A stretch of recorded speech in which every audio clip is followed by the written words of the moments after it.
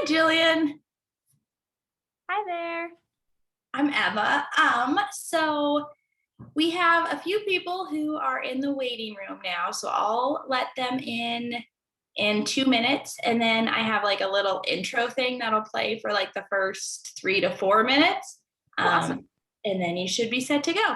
And we usually have anywhere from like 5 to 15 people who watch us live. Sounds Um, good. So it's a nice little group. I just got back from soccer, so I'm gonna go grab something to drink, but I wanted to make sure that I got you logged in. Yeah, for sure. I'll Did start you that. want to share the presentation or should I handle that? You should. Yep. So if Okay, you're okay with perfect. that, I'll just make sure you're the presenter when we're ready to go. So then you can just control everything you need. All good. Yeah, I have it ready. I will be right back. Yeah, no rush. Oh, you can't see my little video. I feel like the backlighting is just horrible. I don't know. Maybe that's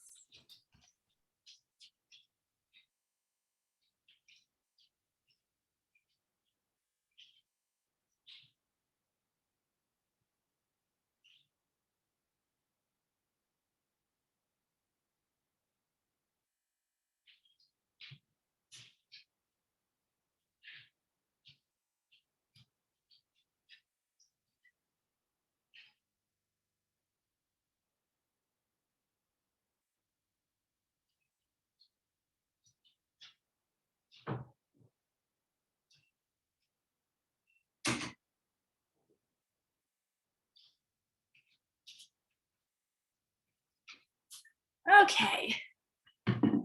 All right. We will go ahead and I'll let everyone in and get the meeting started. sounds great. It's always a little awkward when I share my screen for this intro part.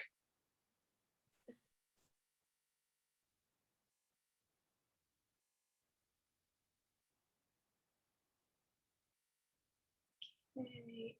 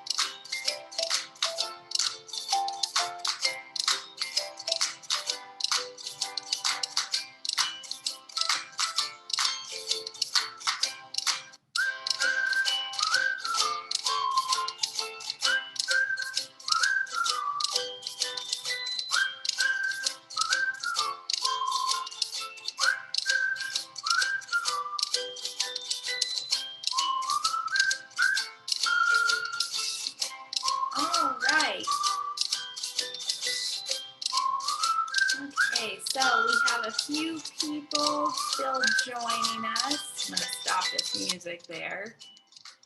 There we go. And we are on our final online beekeeping class. So hopefully we'll have a few more people join us as we get started. But I see some familiar faces. Ayla, do you have some face paint today, or what are you doing today? It's just a fake tattoo from our reading in the park. Oh, very cool. Very cool. I have a fake tattoo from our farmer's market that's supposed to be temporary, but I can't get it off. Hopefully Ayla's will come off your face. All right, so our guest tonight is Gillian Rowe from the Gallatin Pollinator Initiative. It's a mouthful. It's none of those words are like hard on their own, but put together, I struggle with it so much. And so she is going to talk a little bit about their role in the county, as well as pollinator health and conservation. And there's a fun little quiz, so you can test your knowledge at the end. So with that, Gillian, I'll make sure you can share your screen and you should be set to go. I'll stop my video here. I'm going to make sure, hold on. Make sure I start from the beginning here.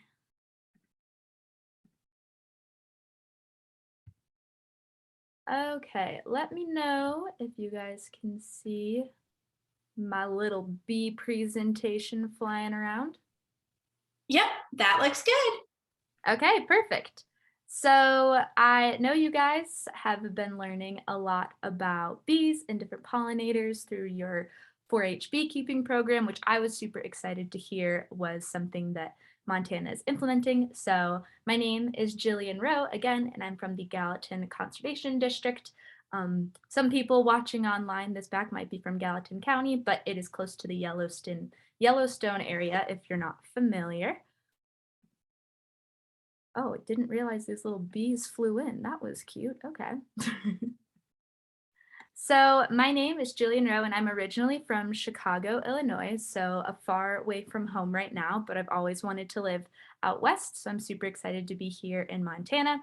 I went to the University of Illinois, which is in central Illinois, and my major was in natural resources and environmental sciences, kind of a hefty long title there, but we cover a lot of different topics, and I also minored in sustainability, which was super fun as well.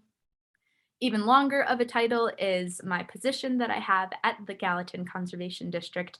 So I'm actually a Big Sky Watershed Corps member, which basically means that I work for the federal government. It's a big program that helps fund different projects around the entire United States.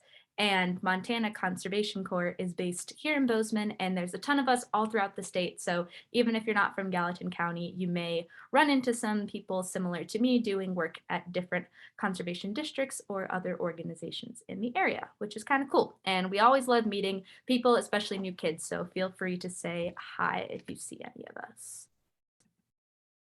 Just a little run through. So we're going to start with some pollinator basics, which I'm sure many of you guys will already be familiar with, kind of a little recap, make sure that you're ready for a little quiz at the end here. And then I'm going to go into what a conservation district is and how they help pollinators and bees specifically. And then, like I said, we'll go into a little quiz, which, you know, it'll be super fun, not like all the quizzes you have at school. Just want to test your knowledge and see how you did over this month period of having all these speakers. So, pollinator basics recap. So as you can see in this picture to the right, we have a very fluffy bee, and it is covered in this yellow powdery stuff, which is pollen. You know, you kind of a theme with all the words there. They sound similar, makes it easy to remember each one. So pollen is this powdery yellow stuff that is produced by seeds, and when we move it from flower to flower, it is called pollination. So this pollination helps to fertilize different plants, which can produce different flowers, which turns into fruits. And yeah, that helps grow a lot of food that we eat, as well as just pretty flowers that we see across the state. So Any creature that moves this yellow powdery pollen from one flower to the next is called a pollinator. And so this can be, of course, like what we're talking about in this program, bees, but also butterflies and moths and hummingbirds, flies, bats, beetles, wasps. There's so many. You at home, also as a human, could even act as a pollinator if you accidentally happen to be walking through a field and you got some pollen on your pants and then it transfers to another flower. So that's why I like to say any creature, because they come in lots of different shapes and sizes, which I think is kind of cool. But yes, bees are the most efficient. They're the best pollinators. They just do the best job with it. It would be cool if we could also pollinate that well, but not really what we're made for. Okay, so I said a couple of these already, but some benefits of pollinators is number one, food. So 1/3 of the food that we eat requires pollination of different plants and crops. I learned this fact a while ago, but I actually think that it's a lot higher of a number than that when you think about all the different food that livestock eats, like cows and pigs, that we eventually eat them as well. And also, all of our like dairy animals need food too, so that they can produce different milk that we make into cheese or just drink by itself. So I think the 1/3 of food is kind of directly what we eat, but that number is a lot higher once you start considering some of those indirect impacts, which just means that the pollinators are even more important. So the next one is plant diversity. So moving pollen across the landscape, pollen is very specific to different flowers, so it can make for more resilient ecosystem. What this means is if there's, say, a disease or a natural disaster that goes through an area, it's really good to have a lot of plant diversity because some will do a better job at standing up against the disease or the disaster than others. They have different characteristics that make them strong and able to fight against different issues that they might face. And this also creates a lot of different pretty looking plants and flowers that we see. So even you may see one type of flower when you go to the garden center that comes in many different colors. So this happens when pollinators are pollinating the plants, and then you get to see what different colors pop up. Now, the next one is kind of like a bigger picture concept, but it has to do with carbon capture. So, carbon dioxide that's floating around in our atmosphere gets captured in plants through photosynthesis, if you've heard that word before. If not, I definitely recommend Googling it, maybe watching some videos. It's a very important process. But when they take that carbon in, then the plants that only exist because of pollination can help to regulate our atmosphere, make sure that we stay at the temperature that we need, as well as the plants need, which is super important for all life on Earth. And then, of course, flowers. So 75% of flowering plants need pollinators to reproduce. Some are able to pollinate themselves, which is really cool. Other times, maybe the wind blows by and pollinates certain plants. So not all of them require it, but a majority of them do. And I personally love flowers. I have some in my room right now. And so I would be sad if we didn't have those to look at and visualize here across Montana, especially. Now, let's see, where are my little things? Oh, there they're flying in. So I know as part of a beekeeping program, you probably talked a lot about honeybees. So honeybees, as you may know, they're social bees. They like to hang out with each other. They live in those big swarming hives. It's probably what you think of when you think of a bee originally. I know that's what I grew up thinking of. Honeybees can be used as livestock. Oftentimes you'll be in your parents' car or with your friends driving down the highway and see some of those white boxes kind of in fields. So people can actually buy honeybees so that they can make their own honey, or sometimes bees are bought and then put by crops to make the pollination rates even higher. So kind of like how you can have pigs and cows and goats, you can also have bees and make honey, which I'm sure you all are pros on now. So one thing to know too is that the most common honeybee here in the US is the Western honeybee, which actually came from Europe. So they're not originally from the US, but they are super important, and we're very excited to have them here. Now, on the other side of that, which is something that's a little bit different than honeybees, but just as important, are our native bees. So our native bees are kind of the opposite, like the honeybees. They like to live, they're solitary bees. They like to live by themselves. They all work together as a big community doing the same thing, but you'll often see them nesting underground or in different trees and snags. Sometimes, if you look at some bare dirt kind of in your garden and you see little holes poked around, that's where the bees go in and nest and then fly in and out. And so it's good to have some bare space in your garden. And when you see those holes, it's a good sign that you have bees in your area, which is awesome. So these bees don't produce honey, but they are very important for pollination. And the native bees we have here in Montana they started in Montana. They're adapted to love all the different flowers and plants that we have because all the different colors and shapes of the flowers we have around Montana are specific to what those native bees like to see. So kind of like how we have favorite foods, the native bees also have specific flowers that they like to visit too. All right, so now that we covered some of that recap stuff with the pollinators, maybe you learned a few things about the native bees, we're going to go into what I do working at a conservation district and conservation districts as a whole. So, what is a conservation district? All these transitions I didn't know existed. So to start off, a conservation district, the organization type that it is local government. So kind of like how we have the Montana state government, and then you have different governments based on your county. The conservation districts are also a form of local government. So that means that there is at least one conservation district in every county over the entire United States. You'll see one in every county in Montana as well. I encourage you after this to either look up online or ask an adult and try and figure out what your local conservation district is. A lot of times, like Gallatin Conservation District, it can just be named after the county that you're in, but sometimes the names are a little different, and oftentimes even adults don't know where their own conservation district is. And so they're always doing a lot of super fun programs, even things outside of pollinators. So I always recommend you check them out because there might be some different things to get involved in that you didn't know about. So funding, where we get all the money to do the work that we do, is from taxes and grants. So taxes is just from the people that live here, and grants are reports that we write to be able to do certain projects and fun things that we have going on at the conservation district. Now, probably the most important thing to know is just like why we have conservation districts everywhere across the entire United States. And a general purpose for all of them is to conserve soil, water, forests, wildlife, and all other natural resources. So this will be very different based on where you are in the United States, as well as where you are across the state of Montana. Eastern Montana is going to have a lot of different issues than Western Montana does, and there's different amounts of money and different goals that people have. So each conservation district is able to tailor it to what the local people need. Okay, so now even more specifically to talk about what we do to help pollinators.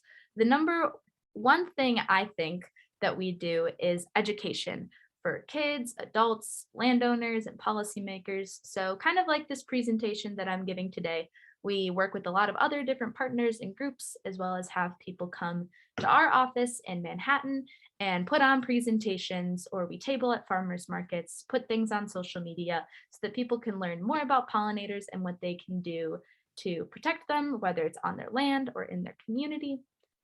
Yeah, so it's really important that people are aware of these issues because if you don't know about it, then you might not know that there needs to be something done to help protect pollinators. Now, the second thing, which is one of the things I'm very involved in, which is the Pollinator Initiative.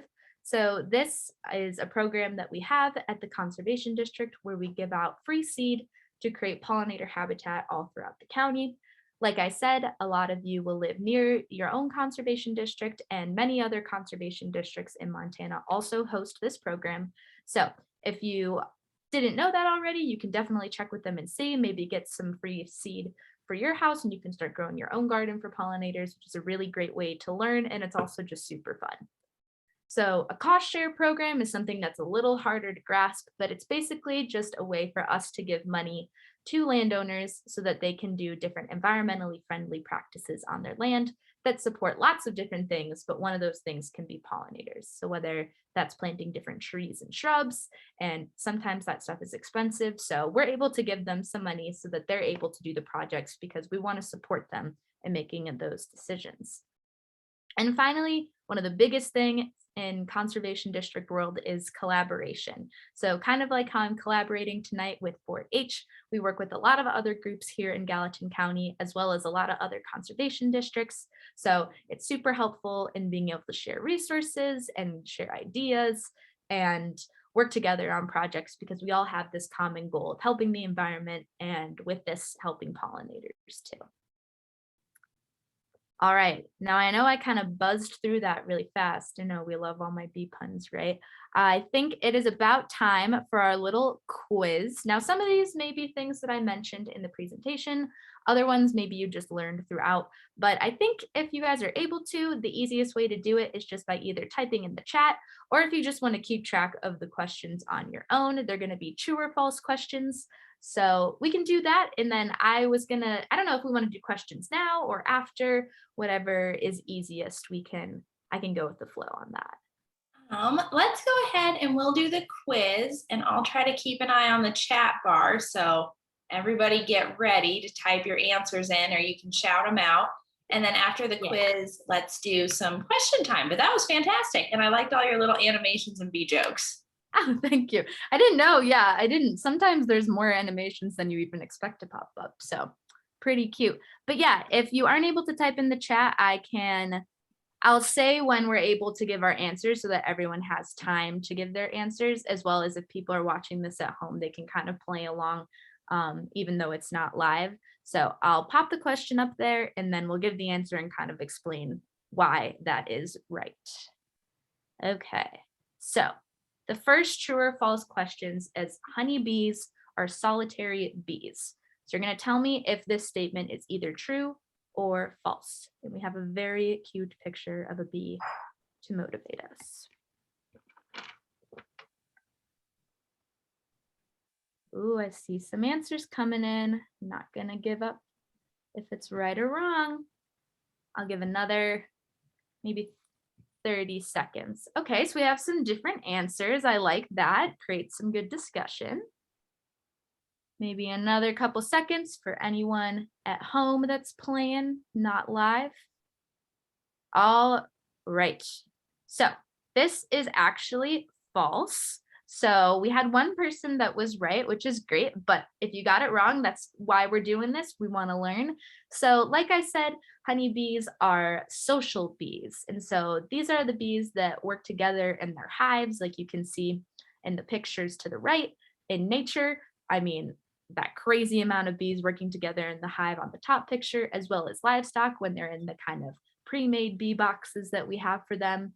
So they work and live together and they make honey, which is something that I personally find very delicious. But yeah, so if you said true, maybe you were thinking about our native bees. Those ones are solitary and they're the ones that'll nest in the ground. So you're not wrong that not all bees are social. So maybe you were thinking that one. All right, next question. Okay, this is one I maybe didn't talk about in the presentation, but I find it super fun. So are all bees black and yellow? All bees are black and yellow, right? When you think of a bumblebee, you think of black and yellow stripes. Is that true or false?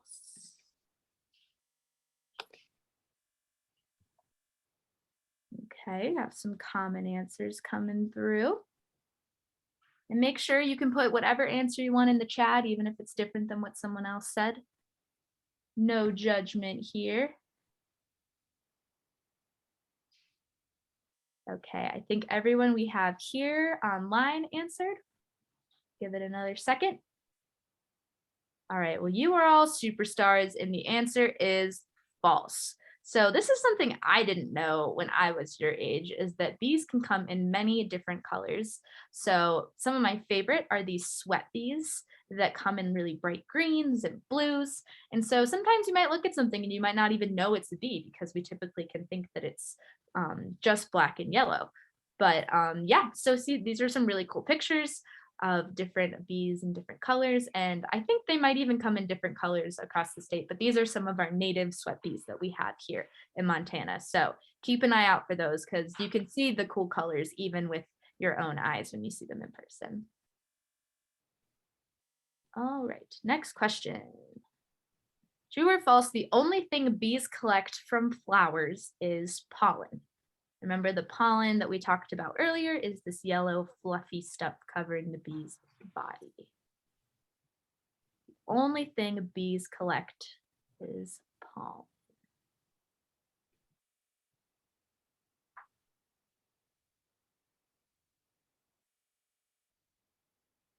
Give a little more time.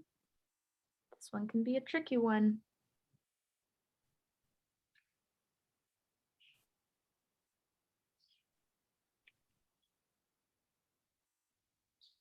All right. Okay, I don't know if everyone's answered yet, but hopefully you have your answer in your head, or if you're not sure, that's totally fine. So this one is also false. So for those who answered, you were correct. Another thing that the bees collect is the sweet, sweet nectar. You'll see a little bit of it dropping in this picture here below. The top picture is the bee actually collecting the nectar. So this is one thing that most bees go to flowers just to get the sweet nectar. It's kind of like how we like juice and candy. It tastes super good, and they're flying from flower to flower just to get this nectar, and they happen to get covered in the pollen, which is how pollination happens. So while they're moving pollen, a lot of times they're also collecting nectar. And this is why the hummingbirds are really good pollinators, because they have those really skinny long beaks. That's what they use to kind of shove their noses into the flowers of different shapes to collect that nectar, which I think is super cool. So we might have one or two questions left. I can't really remember how many I put in. Okay, honeybees are not native to the United States. So this little bee right here waving the American flag, he is not from the United States. He's just being festive for the 4th of July. Is that true or false?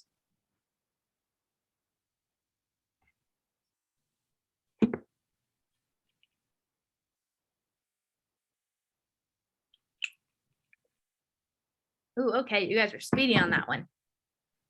Give another second. Anyone at home is playing? Keep saying that as if we're not all at home, but you know what I mean.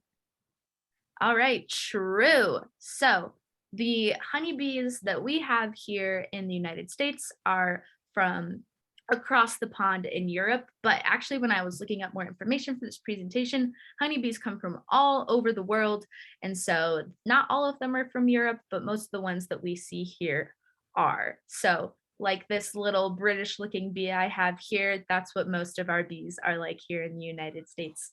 So they just flew over from Europe, which is of course a very large area. So some of the bees will differ even based on where they're from in Europe. Okay, I believe this is the last question. So I really like this one too. So true or false, honeybees make honey as food stores, or so kind of a way for them to store food for their hives over the winter. So this is probably what a lot of beehives look like here in Montana. We get a lot of snow. Our winters are very long. Ooh, how many questions have I asked? I either have 4 or 5. I'll look. 1, 2, 3, 4. Yeah, this is our 5th and final question. Okay. Better not be doing process of elimination on the true or false. I don't keep them even. I spice it up a little bit. Okay, so looks like everyone answered. So this is true, and this is something that I honestly learned very recently. So honeybees actually make the honey because it's something tasty that they can use when they are hibernating over the winter, kind of like how bears hibernate or how we might pack a lunch to bring to school. They're making this food ahead of time so that they can hold on to it and eat it or use it for energy later. But lucky for us, they produce 2 to 3 times more honey than they need. So first when I heard that, I was like, oh no, we're taking all the bees' food. Like that's not good, but they're just so good at their jobs that they make so much honey that we're able to have some, but they still have enough to be able to keep doing their thing and making more honey in the future. So everyone wins in this situation, and we're able to have lots and lots of honey. So that is all I have for you guys today. I'm totally open Oh, all 5 correct. You're a pro. You've really been paying attention in class. But even if you didn't get them all right, thanks so much for participating. And you can always go back and watch this or look up more facts about bees. And hopefully you came away learning a few new facts that you can show off to your friends and family. So if anyone has any questions, you can either put them in the chat or you can say them out loud. But yeah, thanks so much. All right. Well, thank you very much, Gillian. Yeah, that was awesome. That was perfect. And it was a great like summation of a lot of the things that we've talked about. I saw Hunter's Wi-Fi died, but does anyone who is still on here have any questions or any other thoughts as we wrap up our online beekeeping course? Is anybody going to do a bee board for their fair? Ayla, you're going to do one? Cool. I'd love to see some pictures if that's what you guys do. We're actually going this weekend to get my stuff for it. Oh, fun. Very cool. And I saw, which county are you in? When's your fair? August 6th through 8th. Okay, so you've got some time to get your stuff set up and ready to go. Well, that's awesome. And definitely if you have any other questions, I'm sure you can feel free to reach out to any of the speakers, but given that you got all those questions right, I think you're pretty prepared and ready to make that poster really nice. But yeah, and another thing I just like to throw out there, especially for those that might watch it at a later time, is that a lot of people are afraid of bees, and I hope that throughout this class you learned that you don't need to. A lot of bees don't want to sting you, and we just kind of get to watch them do their cool thing and protect them and not squish and squash them. So I see a couple people are saying bye. Thanks so much for hopping on. But yeah, and if you guys are ever in the Gallatin County area, feel free to stop by and say hi, and I hope you enjoy the rest of your 4-H program. Great. Well, thank you again, Jillian. Have a great rest of the evening. Yeah, you as well. We'll be in touch. Bye, everybody. Bye.